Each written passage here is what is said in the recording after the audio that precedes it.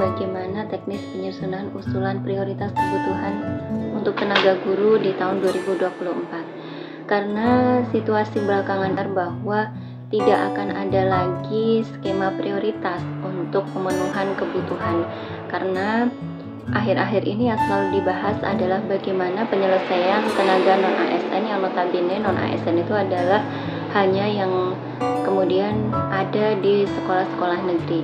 Dan bagaimana dengan sisa P1 yang masih lumayan banyak di beberapa daerah yang masih tertinggal, yang seharusnya kemarin tuntas pada tahun 2023. Padahal P1 untuk tahun 2023 itu mendapatkan privilege yang luar biasa. Mereka tidak harus mengikuti tes, hanya cukup untuk seperti semacam daftar ulang saja untuk risum, kemudian mendapatkan penempatan sesuai dengan kebutuhan yang ada. Nah, skema berikutnya adalah Kemendikbudristek.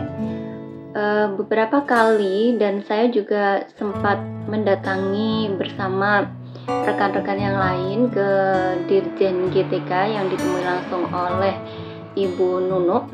Di situ juga oleh stafnya dijelaskan bahwa untuk pemenuhan kebutuhan di Kemendikbudristek untuk guru, yang diutamakan dulu adalah ketika ada formasi, yang akan diutamakan adalah dari sisa P1 terlebih dahulu. Pada saat kami melakukan rekon ya dengan Pemda, BKD dan Dinas Pendidikan, itu kita selalu pada saat mereka mengusulkan formasi, itu kita isi dulu dari P1. Ya, P1 dulu, misalnya mau buka guru kelas. Kalau guru kelasnya ada 100, kebutuhannya katakanlah 50 gitu kan. Maka 50-nya dulu ambil dari P1. Jadi jangan untuk tidak untuk P2. Untuk P2 dan P3. Tapi isi dulu dari P1, kemudian baru buka formasi untuk yang P2, P3 dan P umum. Namun akhir-akhir ini memang santer sekali terdengar sampai membuat kekhawatiran bagi teman-teman P1 yang ada di daerah-daerah di mana mereka masih tersisa. Mereka merasa gelisah, tidak tenang apakah nanti mereka akan dipetakan di tahun 2024 ini atau ditinggal begitu saja hanya untuk menuntaskan tenaga non-ASN yang itu selalu disebutkan sebagai amanah undang-undang. Nah, teman-teman bisa lihat di sini. Ini saya punya paparan yang ini saya waktu itu download langsung dari laman resmi dari Kemenpan RB.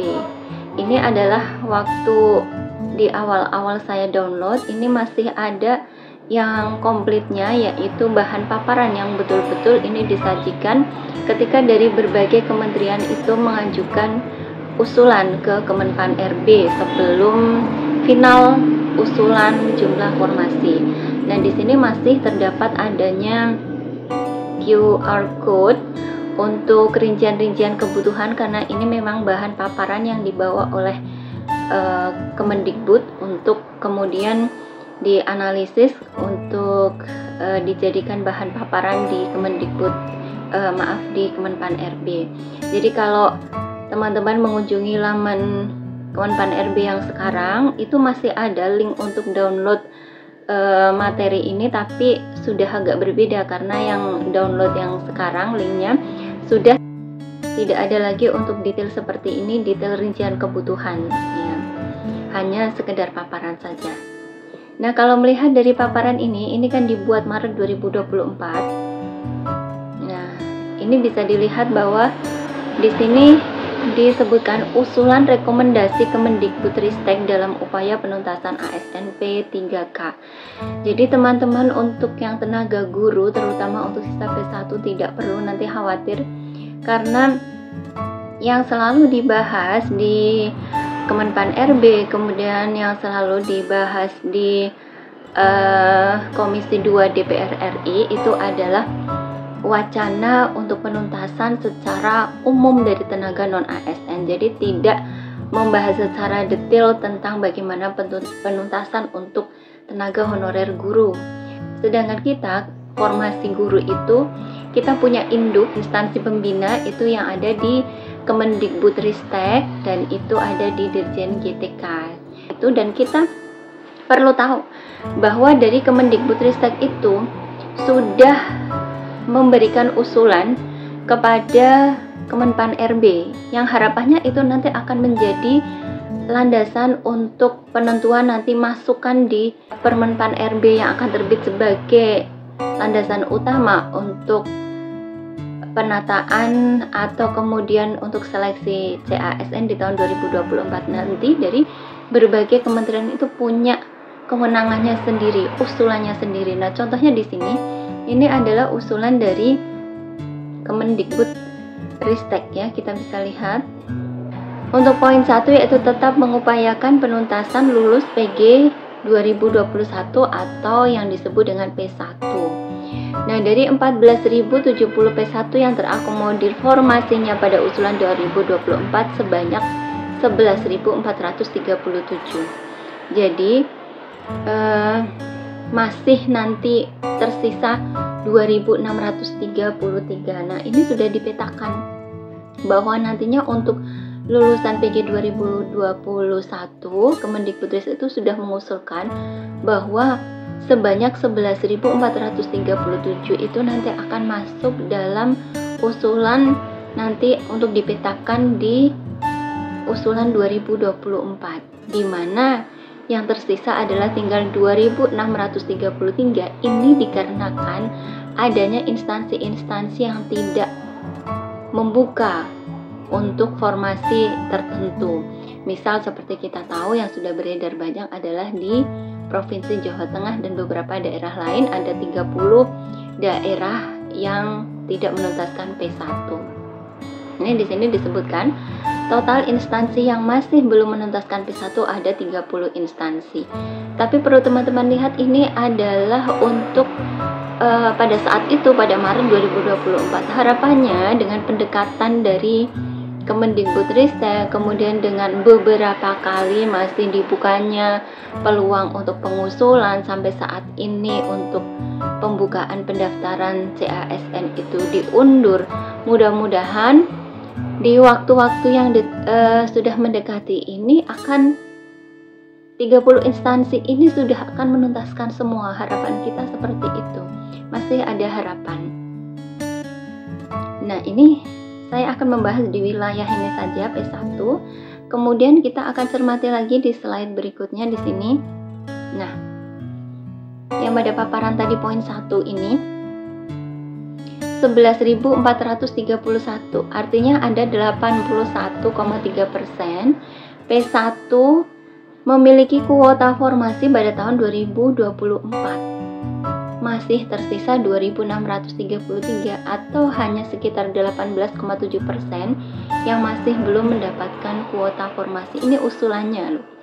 Dari Kemendikbudristek sudah mengusulkan ke Kemenpan RB. Harapannya ini akan menjadi keputusan dari yang akan dicantumkan di Kepmen atau di Permenpan RB nantinya yang sebagai dasar untuk pelaksanaan CASN 2024. Jadi saya masih optimis bahwa P1 ini masih akan menjadi prioritas utama di tahun 2024. Kita lihat dulu di sini kaitannya nanti dengan yang data non ASN yang saat ini itu sedang digembar-gemborkan, karena takutnya adalah yang akan dipetakan hanya mereka-mereka yang non ASN saja yang terdata di BKN, karena isunya selalu santer yang dibahas itu.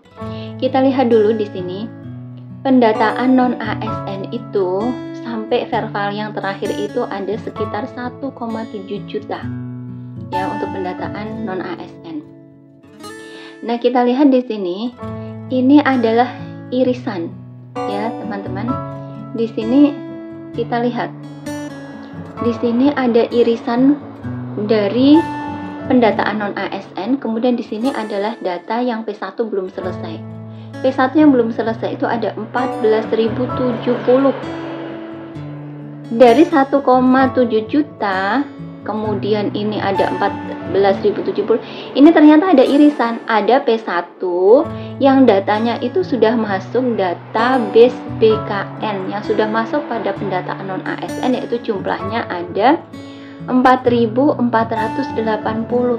sekitar ada 31,8% yang sudah masuk dalam irisan ini.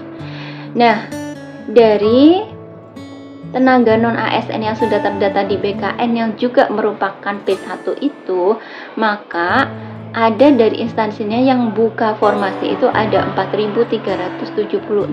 Ini yang formasinya ada. Tenaga non-ASN dari P1 itu sudah ada 4.376 yang nanti sudah merupakan irisan. Berarti jumlah P1 ini dengan irisan data non-ASN ini sudah akan berkurang. Jadi data non-ASN-nya tidak mutlak ada 1,7 karena nanti akan dikurangi dengan data yang P1 ini.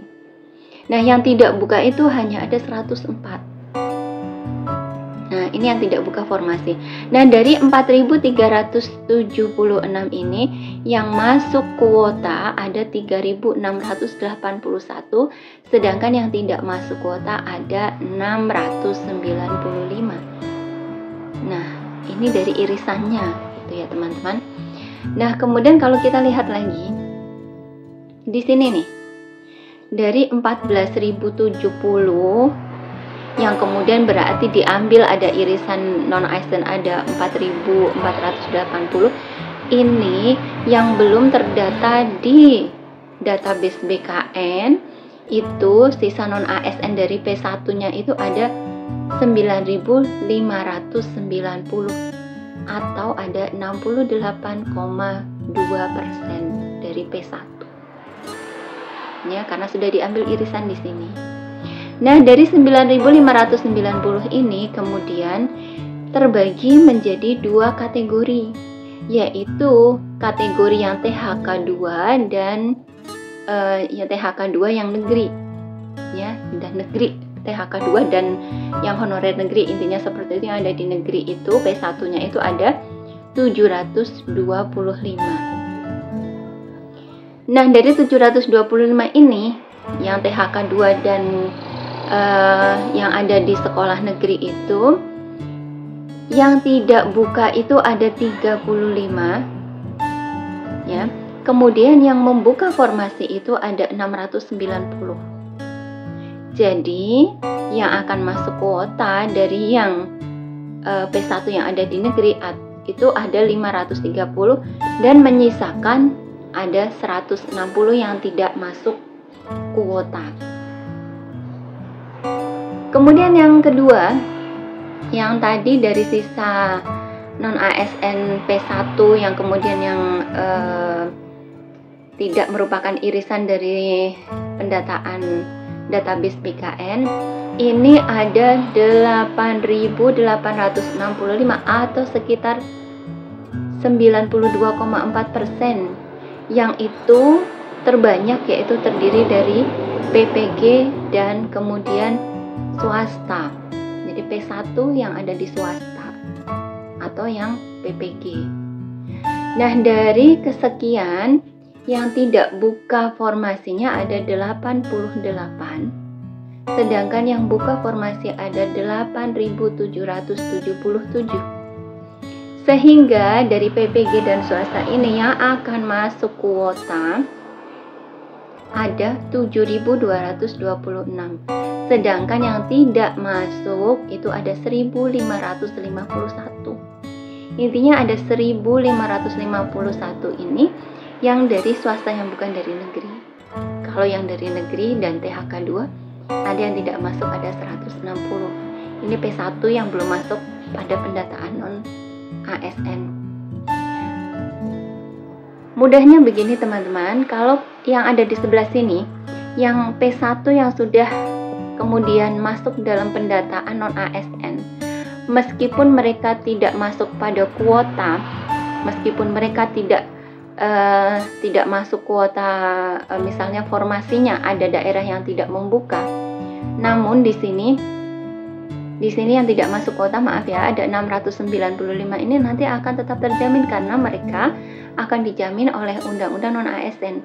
Karena semua yang masuk pada pendataan non-ASN pada database BKN nantinya akan mendapatkan NIP. Jadi meskipun di sini dia sebagai P1, kemudian daerahnya tidak ada membuka formasi, karena mungkin ada daerah misalnya seperti Provinsi Jateng yang terbanyak itu yang kita lihat dari 30 daerah itu tidak membuka, tapi dia akan aman mendapatkan NIP, mendapatkan jaminan, misal jadi P3K paruh waktu dan lain sebagainya itu, ini sudah ada jaminannya yang 695. Sedangkan yang di sini, yang sisa yang tidak masuk adalah ada 1551 dan ada 160 ini yang memang saat ini nanti sedang dipertanyakan untuk kedepannya regulasinya bagaimana. Harapannya adalah untuk menjelang waktu-waktu ini, kenapa ada kemunduran, semoga masih ada daerah-daerah yang kemudian mengusulkan formasinya secara penuh untuk menuntaskan untuk P1-nya yang ada di 30 instansi itu. Jadi kita lihat dulu 30 instansi yang tidak menuntaskan itu mana saja, yaitu ini.